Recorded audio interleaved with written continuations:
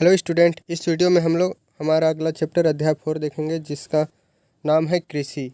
राहुल, नाजिया और हरजीत विद्यालय में एक साथ लंच कर रहे थे। राहुल ने रोटी लाई थी, नाजिया ने बिस्किट और हरजीत ने डबल रोटी। राहुल ने कहा, अरे देखो तो, तीनों चीज़ें गेहूं से ही बनी है। खेती में गेहूं उपजाने से लेकर आटे में परिवर्तित कर फिर कारखाने में डबल रोटी और बिस्किट बनाने तक की क्रियाएं इनमें शामिल है। ये कैसे होते हैं? यहाँ पर साफ से नहीं दिख रहा होगा, पर शिक्षक ने बताया। हो सकता है कि उन लोगों की जो बात हुई वे शिक्षक सुन रहे होंगे, क्योंकि सब चीज़ है, जितना भी है, आटा है या फिर डबल रोटी है फिर बिस्कुट है, ये सब गेहूं से ही बनता है और मैदा से बनता है, तो गेहूं के द्वारा ही मैदा निकाला जाता है। तो शिक्षक ये बताते हैं उन लोगों को कि मनुष्य की जिन क्रियाओं से आय बढ़ती है और आर्थिक उन्नति होती है उन्हें आर्थिक क्रियाएं कहते हैं। आर्थिक क्रियाएं 3 प्रकार की होती है: प्राथमिक, द्वितीयक और तृतीयक। तो टीचर उनको बताते हैं मनुष्य जितने भी काम करते हैं, कुछ भी काम कर ले जिनसे उनको आय की प्राप्ति हुई, वे कुछ ना कुछ प्राप्त करते हैं। ज़रूरी नहीं है कि पैसा ही प्राप्त करें, हो सकता है कि उन्हें खाने के लिए कुछ मिल जाए, तो कुछ भी आय प्राप्त करते हैं। आय का मतलब यहाँ सीधे रूप से पैसा से संबंधित नहीं है, कुछ भी प्राप्त कर सकते हैं। खेत, ज़मीन या फिर रहने के लिए घर, वस्त्र, ये सब कुछ भी हो सकता है। तो इन्हें आर्थिक क्रिया कहते हैं। और आर्थिक क्रियाएं जो होते हुए 3 प्रकार से वर्गीकृत किया गया है। पहला है प्राथमिक, दूसरा है द्वितीयक और तीसरा है तृतीयक। प्राथमिक क्रियाओं के अंतर्गत वे सारी क्रियाएं शामिल हैं जिनका संबंध प्राकृतिक संसाधन के उत्पादन एवं निष्कर्षण से है। कृषि, खनन, मछली पालन, पशुपालन इसके उदाहरण है। मतलब प्राथमिक क्रियाएं जैसे कि जिसका हम लोग प्राकृतिक के द्वारा प्राप्त करते हैं या फिर उसका उत्पादन करते हैं, जैसे खेती करना प्राथमिक क्रियाकलाप हो जाएगा, या फिर खनन करना जैसे कि ज़मीन को खोद रहे हैं और उससे कोयला निकाल रहे हैं, यह भी प्राथमिक क्रिया हो गया। या फिर मछली का पालन हो गया, पशुपालन, ये सब प्राथमिक क्रिया के उदाहरण हैं। फिर है द्वितीयक क्रिया। द्वितीयक क्रियाओं में मुख्यतः प्राथमिक क्रियाओं से प्राप्त सामग्री को निर्मित वस्तुओं में परिवर्तित किया जाता है। इस प्रक्रिया को ही उद्योग कहा जाता है। गेहूँ से आटा, बिस्कुट, डबल रोटी बनाना, लौह अयस्क से लोहा निकालना, कपास से वस्त्र बनाना इसके उदाहरण है। द्वितीयक क्रियाकलापों में जैसे हम लोग खेती किए और खेती को फैक्ट्री के में फिर धान को जो है चावल के रूप में परिवर्तित किए, तो इसको हम लोग बोलेंगे द्वितीयक क्रियाकलाप। या फिर उस चावल को पीस लिए और उसके द्वारा कुछ भी जैसे हो गए छानने के लिए चरबोदा, ये सब बना लिए, तो ये क्या हो गया? ये द्वितीयक क्रियाएँ होंगे। या फिर यहाँ पर से हो सकता है हम अयस्क निकालें और उसको फैक्ट्री में जाके लोहा के रूप में परिवर्तित कर दें, ये भी हो जाएंगे तृतीयक क्रिया, मतलब द्वितीयक क्रियाकलाप। और तृतीयक क्रियाकलाप इन सभी से पूरा बिल्कुल अलग होता है। देखिए तृतीयक क्रियाकलाप क्या होते हैं। तृतीयक क्रियाकलापों में ऐसी क्रियाओं को शामिल किया जाता है जो प्राथमिक एवं द्वितीयक क्षेत्रों को सेवाओं कार्यों द्वारा सहयोग प्रदान करती है। यातायात सेवा, संचार, व्यापार, विज्ञान, विज्ञापन, बैंकिंग आदि इसके उदाहरण है। तृतीयक क्रियाकलाप में ना ही तो उत्पादन होता है और ना ही किसी चीज़ का निर्माण होता है। तृतीयक क्रियाकलाप क्या करता है? वो सेवा करता है। अब वो से मतलब ये नहीं कि फ्री में सेवा करता है, वो जैसे दुकान हो गया, ये सब तृतीयक क्रियाकलाप में आएंगे। दुकान हो गया, बैंक हो गया, या फिर कोई बाजार हो गया, ये सब सभी तृतीयक क्रियाकलाप में आएंगे। जहाँ जो हम लोग जो फर्स्ट या तो प्राथमिक क्रियाकलाप के वस्तु, जैसे कि हम लोग खेती किए तो धान हो गया, सब्जी हो गई, सबको सीधे बाजार में बेच रहे हैं। या फिर द्वितीयक क्रियाकलाप जैसे दुकानों में हम लोग जाके कुरकुरे खाते हैं या फिर मैगी, ये सब द्वितीयक क्रियाकलाप होते हैं। तो इन सभी को जो है लोगों तक पहुंचाना, यही है तृतीयक क्रियाकलाप। या फिर जो हम लोग कम्युनिकेशन करते हैं, फ़ोन में बात करते हैं, एक जगह से दूसरे जगह आते जाते हैं, ये सब भी तृतीयक क्रियाकलाप में ही आ जाएंगे।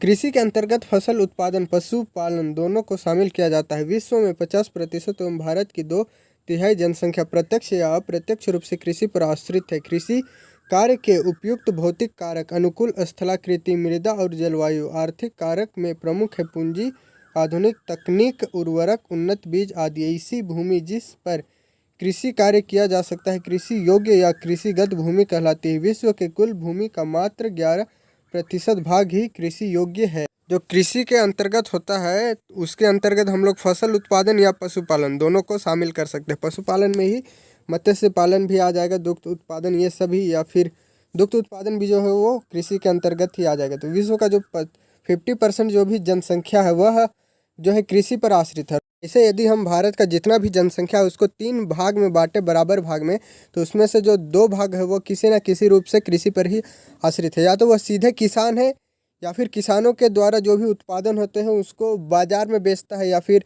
जो बड़े बड़े उद्योग हैं जिनमें कृषि कार्य किए जाते हैं उन पर वहाँ वह काम करता है।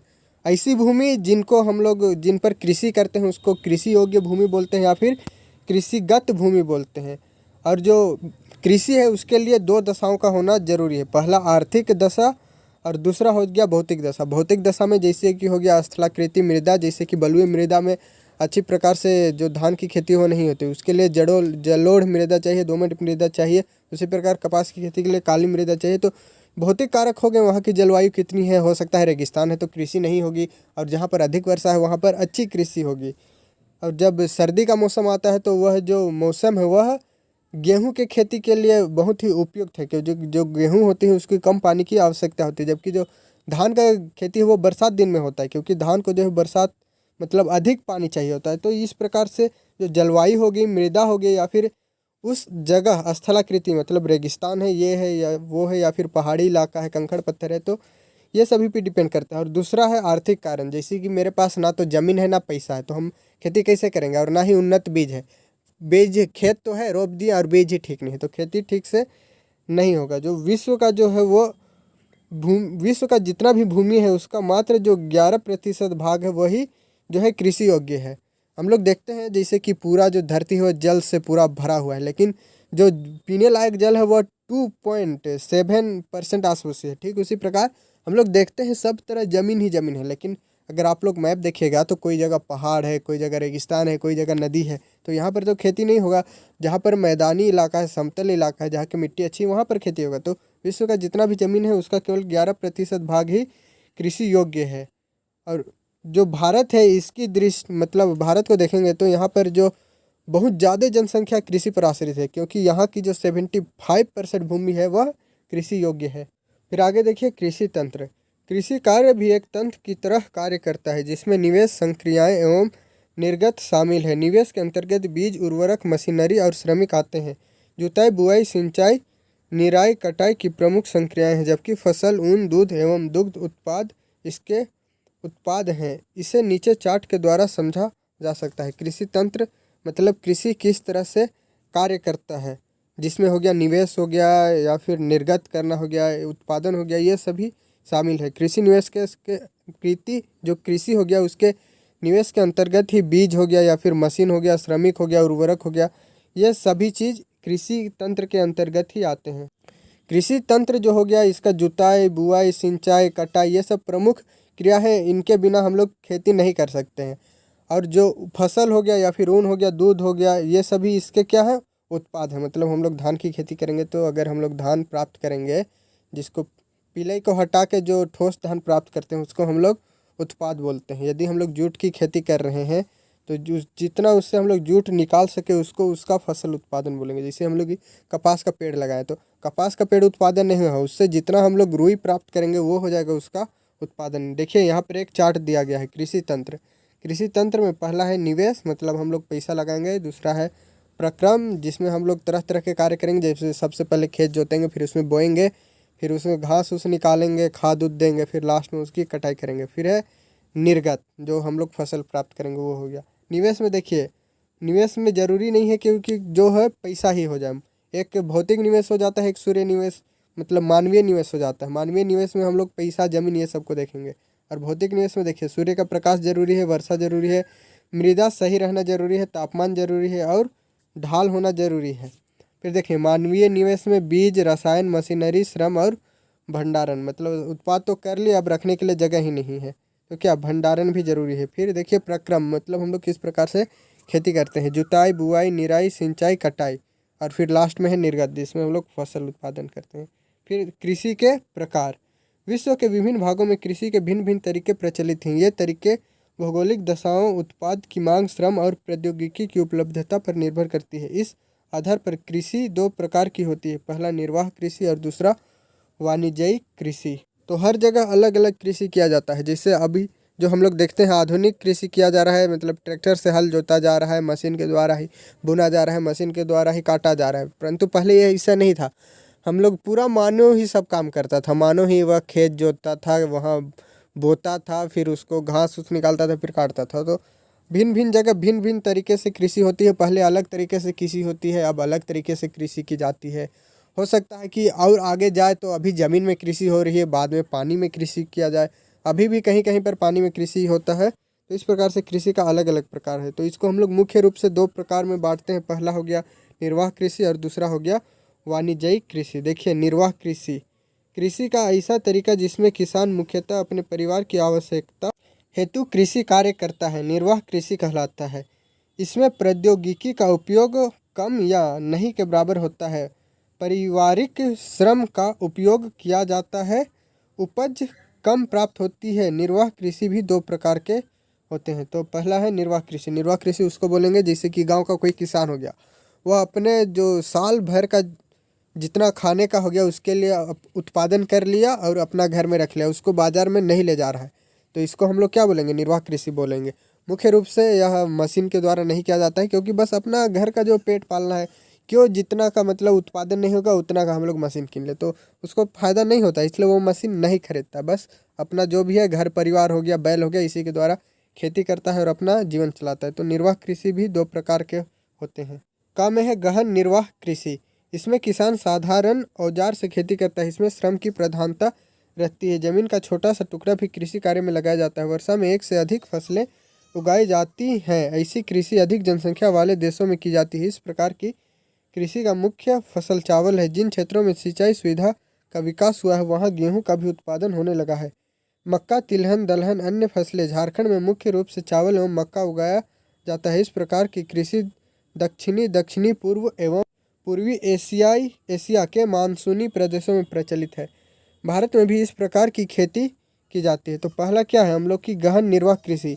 इसमें जो होता है वो किसान साधारण औजार का उपयोग करता है, जैसे हल हो गया या फिर ट्रैक्टर हो गया, कुदाल हो गया, इस प्रकार का उपयोग करता है, जिसमें जो है श्रम की प्रधानता होती है, मतलब उसको अधिक श्रम करना पड़ता है। जो ज़मीन का छोटा सा टुकड़ा होता है इसी को कृषि कार्य में लगाया जाता है और उसी में जितना ज़्यादा से ज़्यादा प्रकार के फसलों का लगाया जाता है। जैसे कि आप लोग यदि गांव जाएंगे तो देखिएगा, एक क्यारी टमाटर लगा दिया, एक क्यारी कद्दू लगा दिया, एक क्यारी कोहड़ा लगा दिया, तो ये क्या हो जाएगा? गहन निर्वाह कृषि के अंतर्गत ये सभी आ जाएंगे। और ये उन्हीं स्थानों पर होती है जिनकी जनसंख्या काफ़ी ज़्यादा है और जिन जिन स्थानों पर सिंचाई की सुविधा प्राप्त की जाती है वहाँ पर ये जो छोटे तौर पर जो कृषि होती है वो नहीं होती, वहाँ पर बड़े तौर पर कृषि होती है, मतलब ज़्यादा ही अधिक भूभाग में कृषि होती है और अधिक उत्पादन किया जाता है।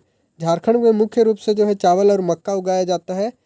इस प्रकार की कृषि दक्षिण या फिर दक्षिण पूर्वी एवं पूर्वी एशियाई के मानसून प्रदेशों में प्रचलित है, क्योंकि सिंपल जो ज़्यादा मशीन का उपयोग नहीं किया जाता है। तो अगर पूर्वी एशियाई मानसून प्रदेशों में या फिर दक्षिण पूर्वी इस प्रकार के इलाकों में नहीं करेंगे तो बाकी स्थानों पर उतना वर्षा नहीं हो जाती, तो फसल नहीं हो पाएगी, क्योंकि इनके लिए हम लोग मशीनी का उपयोग नहीं कर रहे हैं। फिर अगला देखिए, आदिम जीवन निर्वाह कृषि। यह कृषि का सबसे प्राचीन तरीका है। इसके अंतर्गत स्थानांतरी कृषि एवं चालवासी पशुचारण सम्मिलित है। जैसे कि यहाँ नाम से ही पता चल रहा है, आदिम जीवन निर्वाह कृषि मतलब पहले के लोग इसका प्रयोग करते थे अपना जीवन जीने के लिए। तो यह सबसे प्राचीन तरीका है, मतलब अब लगभग यह हट गया है। इसके अंतर्गत जो है स्थानांतरित कृषि की जाती है, मतलब अभी यहाँ कृषि कर लिए हम लोग, फिर आगे जाके दूसरी जगह कृषि करेंगे, फिर अपने साथ जो पशु है वो लोग को भी हम लोग ले जाएंगे और उसके द्वारा जो है दुग्ध प्राप्त करेंगे या फिर उनका जो है मांस प्राप्त करेंगे। फिर देखिए अगला है स्थानांतरित कृषि। स्थानांतरित कृषि देखिए, यह कृषि का सबसे प्राचीन स्वरूप है। इस प्रकार की कृषि भारी वर्षा और वनस्पति के तीव्र पुनर्जन्म वाले क्षेत्रों में की जाती है। किसान किसी एक जगह के वृक्षों को काटकर और जलाकर साफ कर लेते हैं तथा राख को मृदा में मिला देते हैं। 3-4 वर्षों तक वहाँ कृषि कार्य करते हैं। मृदा की उर्वरता शक्ति कम होने के बाद किसान दूसरी जगह स्थानांतरित हो जाते हैं। स्थानांतरित कृषि मतलब यह प्राचीन तरीका है एक जगह कृषि, मतलब जो है जगह बदल बदल के खेती करने का। हम लोग एक जगह लिए, वहाँ पर जितने भी वनस्पति थे उनको काट छाट के साफ किए, ज़मीन को कोड़ा किए और जितने भी वनस्पति प्राप्त हुए उनको सूखने के बाद जला दिए, जो जिससे वहाँ पर वो खाद का काम करने लगा और वहाँ पर खेती करने लगे। 1 साल खेती किए, 2 साल खेती किए, फिर जो है भूमि की उर्वरता कम होने लगी तो हम लोग दूसरी जगह चले गए। तो इसको जो हम लोग बोलेंगे स्थानांतरित कृषि बोलेंगे। इस प्रकार की कृषि को कर्तन और दहन कृषि के नाम से भी जाना जाता है। यह अमेरिका, मध्य अफ्रीका, दक्षिणी पूर्वी एशिया के उष्ण कटिबंधीय क्षेत्रों में प्रचलित है। भारत में भी असम, झारखंड तथा छत्तीसगढ़ में इस प्रकार की कृषि का तरीका प्रचलित रहा है, लेकिन वनों के कटने तथा अन्य पर्यावरणीय कारणों से भारत में इस प्रकार की कृषि पर रोक है। देखिए, जो स्थानांतरित कृषि है इसको कर्तन या दहन कृषि के नाम से भी जाना जाता है। कर्तन इसलिए क्योंकि जो भी वनस्पति है उसको हम लोग काटते थे, और दहन इसलिए क्योंकि उनको सूखने के बाद जलाया जाता था और उससे जो है भूमि को उर्वरकता प्रदान की जाती थी। इस प्रकार जो है कृषि है वह अमेरिका, मध्य अफ्रीका, दक्षिणी पूर्वी एशिया, यहाँ तक कि भारत का जो है असम, झारखंड और छत्तीसगढ़ में भी इस प्रकार की कृषि पहले की जाती थी। अब नहीं, क्योंकि अब तो कृषि के आधुनिक तरीके आ गए हैं। और भारत में जो है इस प्रकार की कृषि को रोकने के लिए जो है लॉर्ड कॉर्नवालिस थे, वायसराय थे, वे जो अस्थाई बंदोबस्ती को भारत में लागू किए थे, जिससे यह स्थानांतरित कृषि है वह खत्म होने लगी भारत से। तो इस प्रकार की कृषि अभी नहीं करनी चाहिए, क्योंकि पहले ज़्यादा पर्यावरण थे तो जो पारिस्थितिक संतुलन था वह ठीक था, परंतु अब जो है जंगलों की जनसंख्या वैसे भी, मतलब जंगलों का जो विस्तार है वैसे भी कम है। ऊपर से यदि हम लोग स्थानांतरित कृषि करेंगे, वनस्पति को काटेंगे, तो वनस्पति को काट देंगे, 2-3 साल कृषि करेंगे, फिर दूसरे जगह फिर वहाँ काटेंगे, जबकि 2-3 साल में यहाँ पर उतने पेड़ उग नहीं पाएंगे जितना हम लोग काटेंगे। तो इसलिए इस सब कृषि को भारत में पूरी तरह से रोक दिया गया है। इस वीडियो में इतना ही। अगले वीडियो में हम लोग आगे देखेंगे चालवासी पशुचारण, फिर आगे इस प्रकार से देखते जाएंगे। आई होप जो वीडियो है आपको अच्छा लगा होगा। इस वीडियो को लाइक करें, कमेंट करें, शेयर करें और इस चैनल को HDS ट्यूटोरियल को सब्सक्राइब करें। Thank you.